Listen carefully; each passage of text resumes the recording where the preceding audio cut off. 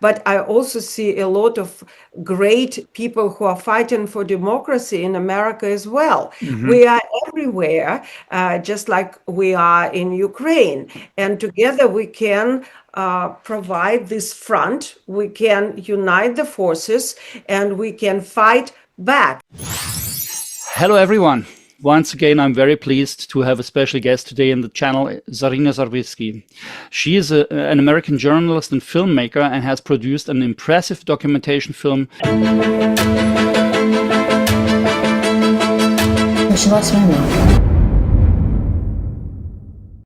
And she is also living in Kherson, where I reach her now. Welcome to the channel, Zarina.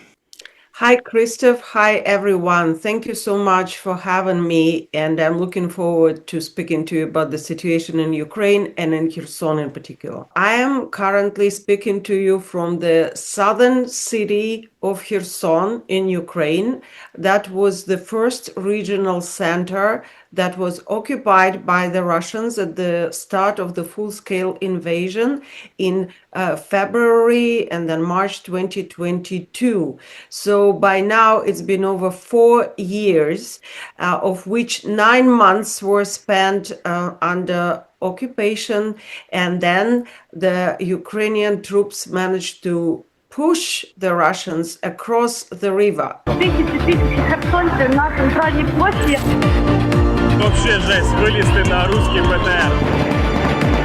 And this is something very unique about the city of Kherson and this whole region. A big part of Ukraine, it's situated around the huge, great river Dnipro. Right now, the Russians are located right on the other bank, on the opposite bank from Kherson. And in this particular location, the Dnipro River is not very wide yet because it's quite close to the Black Sea. So in some places here, it's actually less than 1 kilometer. Wow. And this gives the Russian troops on the other side a great advantage. They can reach the city of Kherson with pretty much any type of weapon. They can reach us with a tank, with mortar, artillery, and small FPV drones, which is not possible to be used to attack other cities, say Odessa or Kiev, or even Kharkov or Sumy, which are very close to the border, but not as close. And so that's how Kherson is very different. And that's how Kherson became a laboratory of the future warfare. We have what is now known human safari. It's a horrifying new war crime and crime against humanity, as described by the United Nations, several reports and Human Rights Watch reports, in which the Russian drone pilots are seeing through their goggles and guiding the small, very small FPV drones, not big Shahid drones, towards the streets of the city and the region, hunting civilians. Здається, як дуже багато бджіл. Насправді це дрони. They can see women, children, dogs, sometimes goats, and sometimes are training on them. They pursue cars, civilian cars, ambulances, firefighters, communal workers. And by now, the human safari has reached unprecedented numbers. The day before yesterday, we had the report of 660 drones per day. That is, in 24 hours, we had 660 drones. Wow. And that just the registered drones. Many of them are not reported or registered. I see it all firsthand because I live in what is called red zone, and those drones are flying past my windows as I'm writing articles or trying to sleep. Or if I'm stepping outside, they are buzzing above my head. Wow, this is incredible. It is these little FPV drones. It's not those big triangular shite drones or. The FPV drones, they could be different. They're FPV drones, they're Mavic drones. Some of them would explode on impact. These are cheaper models. Other ones, more expensive ones, just drop the explosives, sort of like Molotov cocktail mixtures, sometimes homemade, sometimes industrially made. And by now there are many other type of drones. They're called the drones with the fixed wings, like Molnia. They're all sort. I'm not going to go technical on you, but they're new drones all the time. Every month I hear of a new name of the drone, and they have different functions. The very latest development, although it's been several months already, are the fiber optic drones. Yeah. Prevents both the civilians and military of intercepting the drones, because before the military and a lot of residents used to walk around with a small device called a drone detector, and we used to collect funds to buy drone detectors for the army, or say for journalists, for volunteers, and just regular residents. They don't work that well or at all anymore, because fiber optic drones are not flying on the signal, and therefore it cannot be intercepted. So right now there's an issue and a new challenge technologically with spotting these drones to be later taken down by the mobile units. The other day, yesterday actually, I just shared a video of my report of such a mobile unit hunting down the drones. I went embedded with the army, and we went into the kill zone very close to the river, looking and hunting for the drones. So if you go to my Twitter account, or YouTube account, or Facebook account, any social media, you will see a 1-minute video how it actually looks. And I share a lot of other videos from daily life in Kherson. Yeah, I will link them down all below, your links and your social media, that people also can reach you there and see those things. And what I wanted to ask you, it is because you just mentioned that the drone units, the Ukrainian drone units, they go after them and to hunt those drones down. But obviously, unfortunately, some of them can come through. And do the citizens of Kherson also have possibilities to protect themselves, or also shoot them down themselves? Or is this possible? Or are they? Technically, theoretically, it's possible, and there are some people who had the license to carry guns, and there were a lot of hunters here, and those people are capable of shooting them down. But your regular pensioner or a grandma selling potatoes, Yeah, or sure. not necessarily grandmas, like, you have to train very well. Those drones are flying fast and very high. And for instance, I know how to shoot a gun. I trained as a young person, and I liked shooting targets, but I think it would take a lot more training to shoot it down. I haven't tried it yet. And I think we have previously covered this.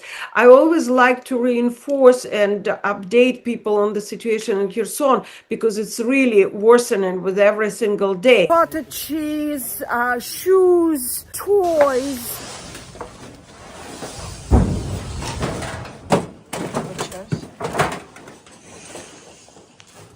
The post-apocalyptic scenes of what used to be utensils.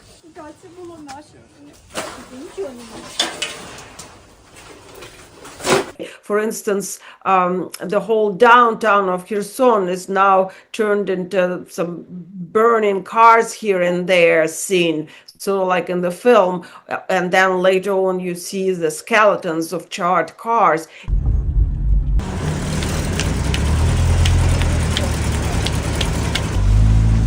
In the streets previously considered somewhat safer. But I wanted to speak to you and your audience, Christoph, about the humanitarian catastrophe across the river on the temporary occupied Kherson region land. Yes. So this is also a very important issue because also I personally, I am from Bonn, the former capital of Germany, and Bonn is one of the partner cities of Kherson. And this video will also be for the citizens of Bonn. And we managed to collect also funds for the humanitarian aid and support of Ukraine and especially Kherson.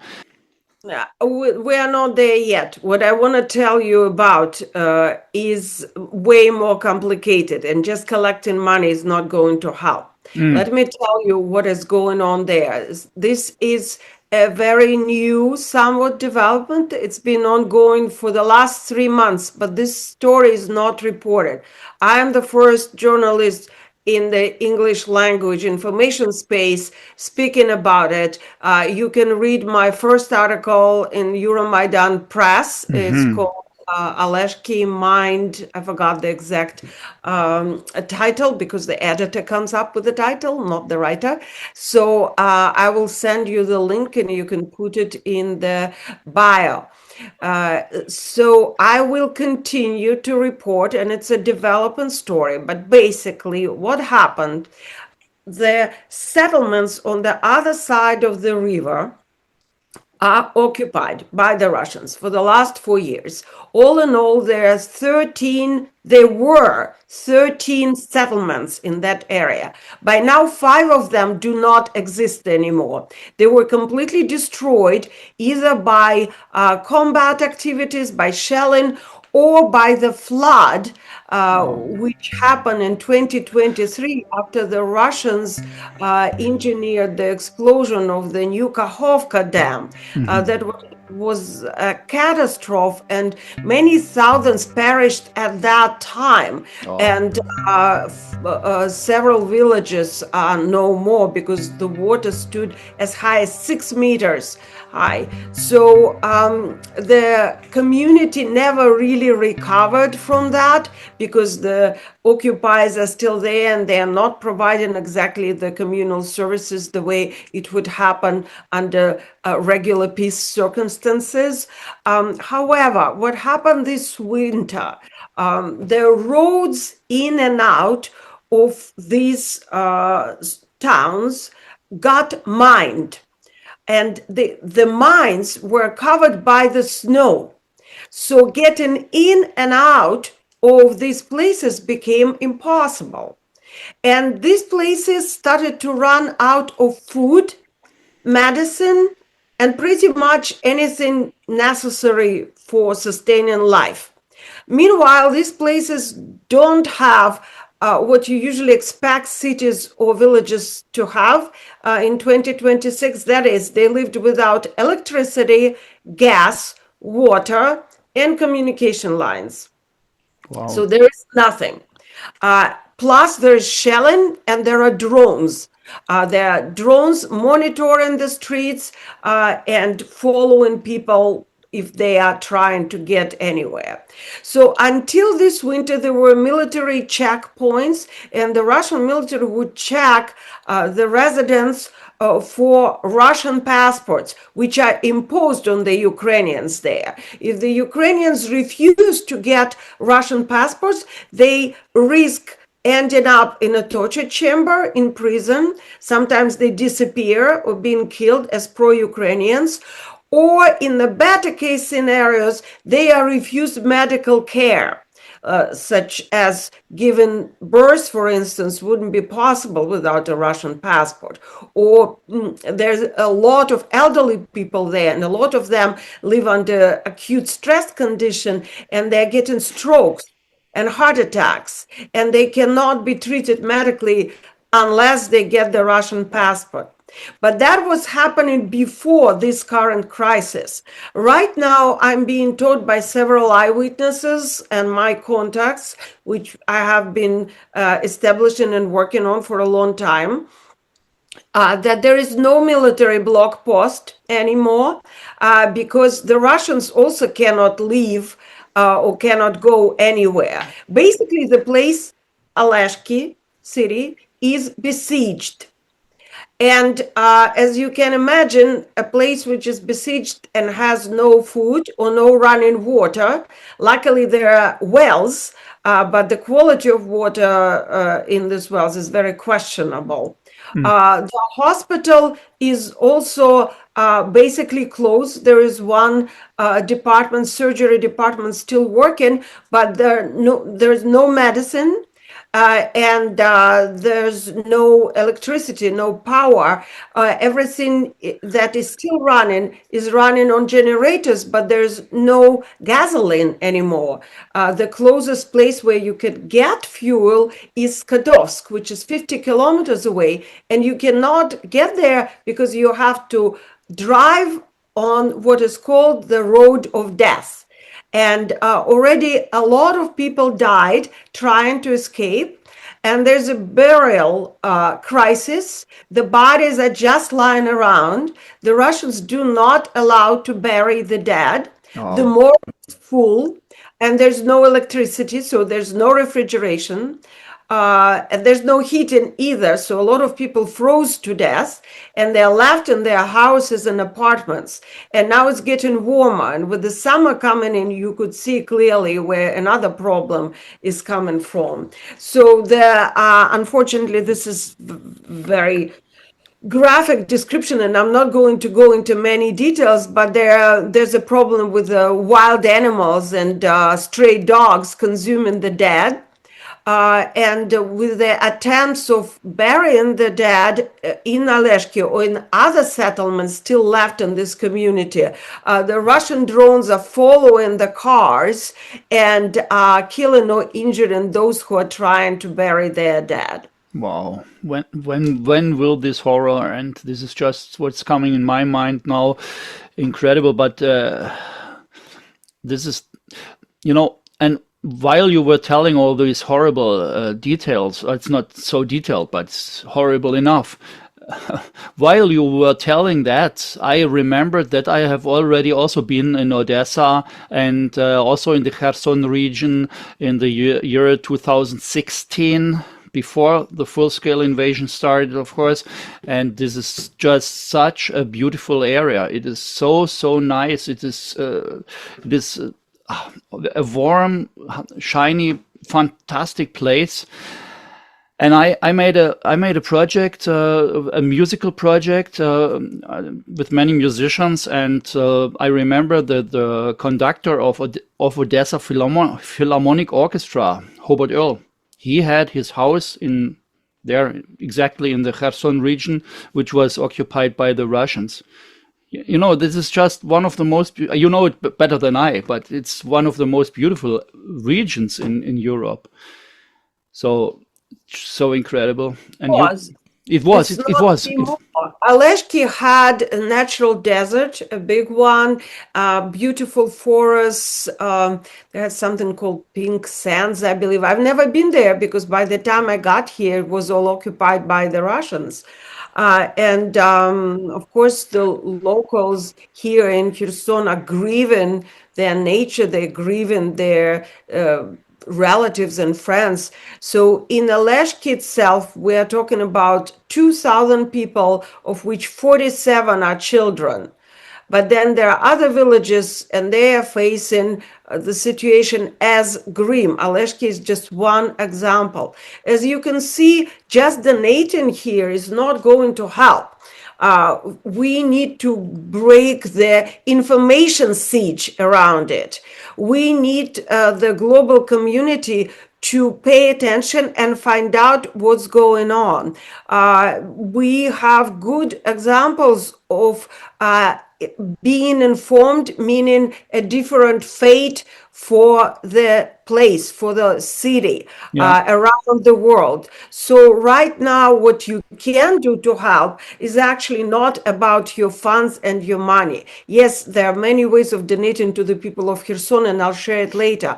But as for the people of Aleshki, you cannot donate to them. No money can reach these people. What you can do, hard as it is, you can tell your friends, you can tell your family, you can tell your co-workers, you can share on social media this interview, and I will be following up. I am currently dedicating most of my time interviewing all the possible eyewitness, anonymously, of course, because the Russians would torture and kill anybody who would speak to a Western journalist. But there are ways of collecting this information safely, so the people who speak to me are secure. I'm also going to travel to the place where some of these people who left a little earlier when it was still possible I arrive in, so they can share the detail and I can have the first-hand accounts. So you can follow up on the story, because if the global community doesn't interfere, nothing will be done.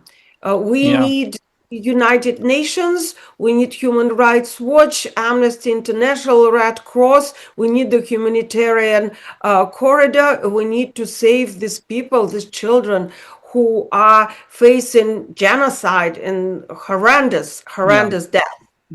Zarina, how many people are in the moment in this region, what you just described? You said it was in the beginning 13 settlements and 5 are completely erased. So that means it's now 8 settlements are left over.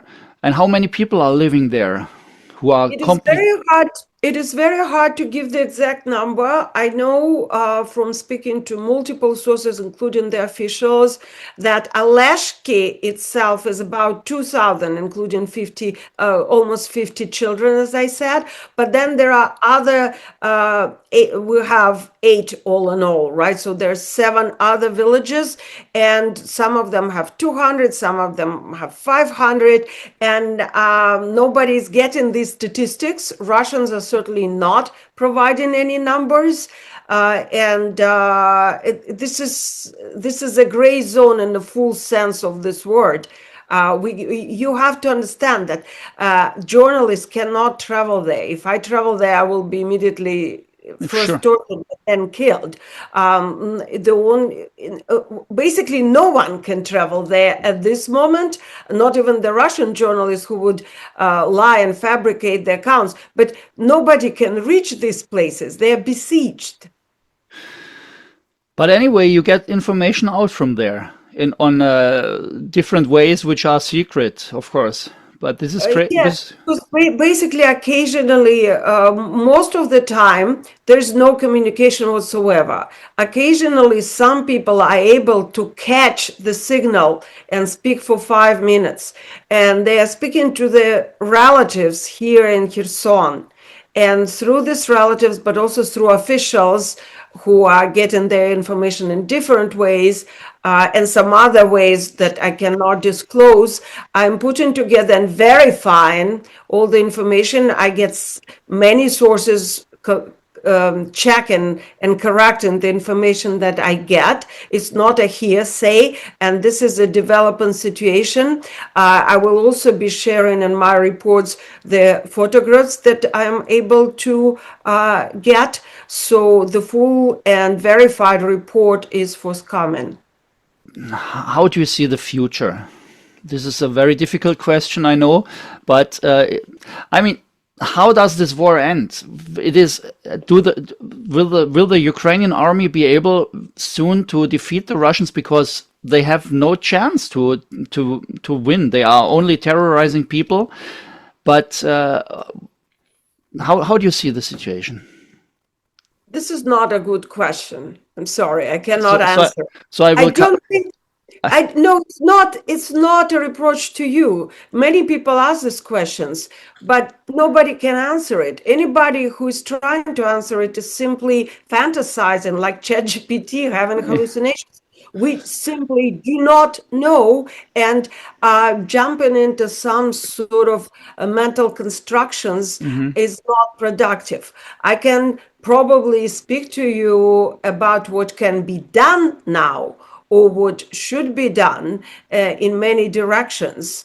And this is way more realistic and pragmatic. For instance, the funds that are being frozen, Russian assets in Europe, should be finally released to Ukraine. So Ukraine can use its fabulous technology and its fantastic engineers to come up with means to defeat the Russian army. Yeah, this is exactly what I'm thinking all the time. I think we Western Europeans, we let developments happen which are completely unnecessary. And the Ukrainians, they have proven for 4 years now that all those fears of the Europeans to escalate and Putin will throw the atomic bomb and Russia is invincible and all those fantasies, stupid stories, they are ridiculous. And if the Europeans just would look closer, they would understand this danger and threat coming from Russia to democracy and freedom is prevented by the Ukrainians, and that the Ukrainians need all support of all those who love freedom and democracy. And we have to convince our German and European leaders that they are in the moment alone on the continent, together with Ukraine, who are fighting bravely. They need support. And what the Russians do, they brainwash most of our Western democracies and say and tell all those lies, and it's enough people in our societies who are open to that. Election after election, Western democracies can crumble, and we get in Germany perhaps AfD, we get perhaps in France Marine Le Pen, and Putin, despite he has no chance to win militarily against Ukraine heroes, he will win in Western democracies to turn us over, flip us. Americans have been the protector of the free world for 80 years, and now they are turned around. And that's what I'm really furious about. That's where I want to jump in. And having been living in Ukraine for the last 4 years and in Kherson for the last 3 years, I've learned a lot of things from Ukrainians, and I've learned to be positive, and I've learned to be realistically optimistic. You are now doing this talk show. You could be playing your music. People who are listening to your channel could be doing something else. They could be watching a chick flick, and they are watching us talking about some horrible things. Even if it's not a lot of people, there are good, intelligent and honest, compassionate people everywhere. And I see a lot of you guys when I come to Europe to speak to politicians or to try and advocate for Europe. And I do it from time to time. I went to America as well, which is now in a very sad, shameful state. And it hurts me to think and speak about it. But I also see a lot of great people who are fighting for democracy in America as well. Mm-hmm. We are everywhere, just like we are in Ukraine. And together we can provide this front, we can unite the forces, and we can fight back. Hey everybody, we're currently at the No Kings protest here in downtown Las Vegas. It's about 5:30. Everyone congregated at the courthouse, and this is a massive crowd. This is the third No Kings protest in downtown Las Vegas that I've attended, and the crowd today is easily double what it was the last time I was here. And those of us who understand the mechanism and who understand that Russians are indeed trying to undermine their Western democracies from inside, they are not doing it with tanks and bombs, they're doing it, as they used to say in the Soviet Union, with vodka and seletka, which means the vodka and the salted herring. And they do it with their culture, with their sport. And they have a very good mechanism developed within a century of doing it. But we still have the ways of fighting back. And it shouldn't be something abstract. When we say we should get rid of Putin and live happily ever after, we're not saying anything. Because how are we going to do that? He is safely in some bunker and we cannot get to him. What we can get to is our own mentality, our own critical thinking, our own ways of obtaining information. Yes, the non-democratic countries are creating a front, right? So Russia, Iran, China, North Korea, they are fighting on the information front. There are troll farms, there are bots, they're everywhere on our social media. The tycoons are buying our formerly liberal newspapers and TV channels and mass media and social media. But we still stand in our own. We have our independent voices, and we can person to person fight back by covering the right information, finding the facts, and not closing our eyes on the reality, and not turning into those ostriches that really made me laugh very much in front of the European Parliament in Brussels. There's this installation there with ostriches hiding their heads in the soil. And I took pictures of that. Apparently, I did a little bit research being a journalist. It has nothing to do with satire. In fact, this used to be a zoo, and that's exactly where the ostriches and the estuary used to be, and that's why the ostriches are there. Nevertheless, it's a caricature and it's a metaphor for what's going on, but we are not statues. We have the power of pulling our heads from the ground and from our asses, forgive me, and facing the reality. If I can do it sitting here, you certainly can do it sitting there. So let's just do that, and instead of fantasizing, do something concrete, and it doesn't necessarily even require money or funds, which is also needed, by the way. This ostrich thing is so funny because I mentioned that I'm a caricature artist also. I did exactly a caricature about that. I want to show you here. Let's hopefully I can do it. Oh, can you see it? Yeah, I can see that. So yeah. This is our former German Chancellor Olaf Scholz. Right. In the face of ostrich, and he says war that's going over, and in the back you can see Ukraine, of course. Yeah. So this is we do it with all possibilities to explain things to the people. There is also a great Ukrainian cartoon maker of it's called Frionis. You know, perhaps Frionis. This is so funny. They show it with very short memes, the situation also. We do what we can, but on the other hand, I see that in our German society, I look at our German society, and we see that this incredible party called AfD, Alternative für Deutschland, Alternative for Germany, they are rising. They are now in place 3. They become a people's party. So there is a big I don't know the word in English now. The people are not satisfied with the traditional parties, and they think we need an alternative now. And it's true. The established parties, they have not always performed very well. And so I have a cousin. She is from East Germany, and she is pro-Russian sort of. Even if Russians do horrible things. Well, she's not pro-Russian, but she says she's anti-establishment, anti-West, anti-America, and we need all the Russian oil and why and so on. And she's going to elect for the AfD, and so I think that's representative for a lot of people. You say we have to convince them, we have to talk to them, and that's true. But the Russians, they have done this for decades. Pulled the people in the wrong direction. It's incredible how Ukrainians never lose hope and spirit, and they keep fighting. We can learn a lot from them, and I pray that we will be able to convince people. I think truth and freedom will win in the end, for sure. I hope so too. Meanwhile, we definitely have a lot of work to do. Thank you very much for what you are doing. Thank you for each and every one of you who was here, who listened all the way through the end.